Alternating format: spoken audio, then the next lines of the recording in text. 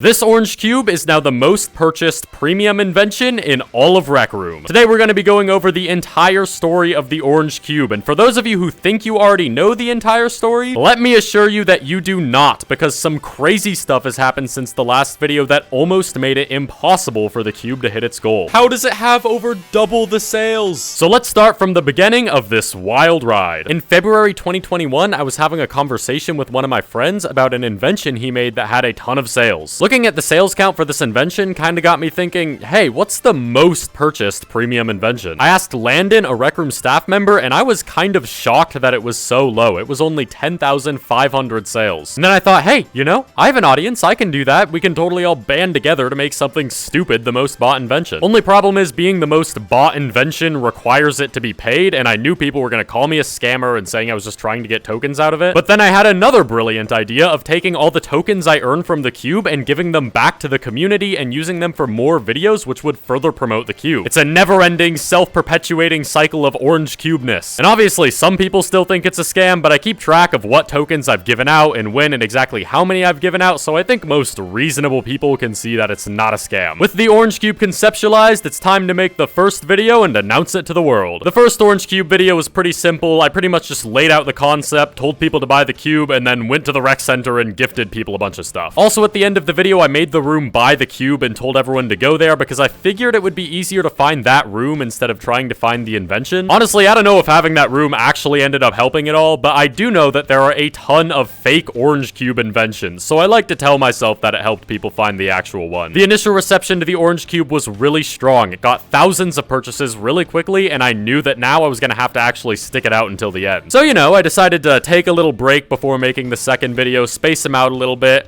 and then that break might have ended up accidentally being like 10 months long without me talking about the cube at all. I honestly wish there was a more interesting explanation for why I went so long without talking about the cube again after the first video, but honestly, I kind of just didn't realize it had been that long. Anyways, December 2021, I realized how long it'd been, and I decided to come back to the orange cube, and I promised myself I'd stick with it this time. I made a second video just to remind people the orange cube existed, basically. It was really similar to the first one. I just told people to buy the cube, and then I went out and gave away a bunch of gifts. And so it was around this time I started thinking of as many ideas as I could to promote the cube, some of which I ended up using and some of which I didn't. Let's head over to the BVR unused cube ideas corner and I'll tell you about some of them.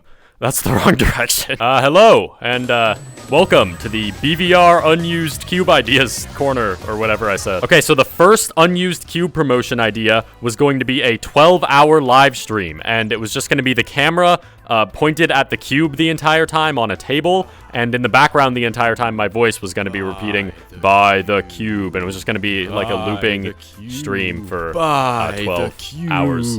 You know, Maybe it's a good one that wasn't used, actually. I think the second idea I had was actually pretty good. I was gonna make a bunch of videos leading up to the cube's anniversary, hyping up this live stream. And then on the 1-year anniversary of the cube, I was gonna do a stream and call it Orange Cube Day. And during the stream, I was gonna get everyone to dress up all in orange and then go in rec centers and try and get everyone to buy the cube, and we'd get 1 trillion purchases. I like this idea in concept, but in practice, the reason I didn't end up doing it is because I figured it would be more annoying to the people in the rec center than convincing. That's it for the BVR orange cube, whatever I called it. So I was talking to Slat about some of these ideas, and he was like, aren't you a popular room creator? Can't you just put buttons to the orange cube in your popular rooms? And the second he said that, everything clicked. Here's the thing, if you're trying to get people to buy the orange cube from promoting it in a YouTube video, you have to convince them enough that they get on Rec Room and go search for the invention and then buy it. That is a lot of effort, but if they're already in Rec Room and there's just a button right in front of them that takes them to the cube, it is a lot easier to get them to buy it. So this idea is what eventually led to the video in May 2022 where I bribed popular room creators to put the orange cube in their rooms. And this video is also what led to the cube passing 10,000 purchases. But pretty quickly I remembered that there was a problem. At this point it had been nearly a year since I created the orange cube, and in that time there was a new most bought invention. This one had about 15,000 purchases, which was 5,000 more than before. This shifted the goalpost slightly for the orange cube, but honestly I wasn't too concerned. I figured if we could get this far car, we could definitely get an extra 5,000 too. So the cube continued to get a bunch of purchases from the rooms that it was in Rec Room, and I kind of wrote off that success for a while. But in May 2022, things started to slow down a little bit, and we were only 1,000 or 2,000 away from our goal. And I also still had a ton of tokens from the cube that I hadn't given away that I wanted to get rid of all at once. So it was time to make another video to push the cube past the finish line and give away a bunch of tokens. This video was the massive 75 winner any item giveaway. You might be able to guess that gifting 75 different people 75 different items that they specifically requested is not exactly a quick and easy process, but I made a spreadsheet to keep all my information, and eventually I sent out all the boxes to all 75 winners, and I think that giveaway ended up being worth over 400,000 tokens. As I expected, this video helped the orange cube get another little push in sales, and we were only a few hundred away from having the most bought invention. I was so close to victory. I could taste it. All I had to do was wait another week or two and victory would be mine. But then, just as we were about to accomplish our goal,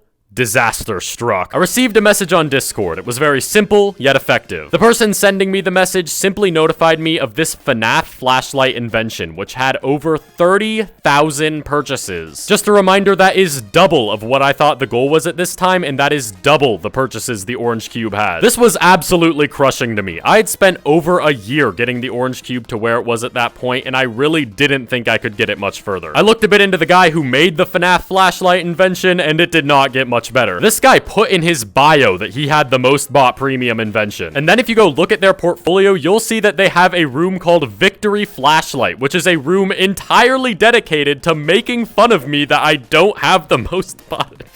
Come on.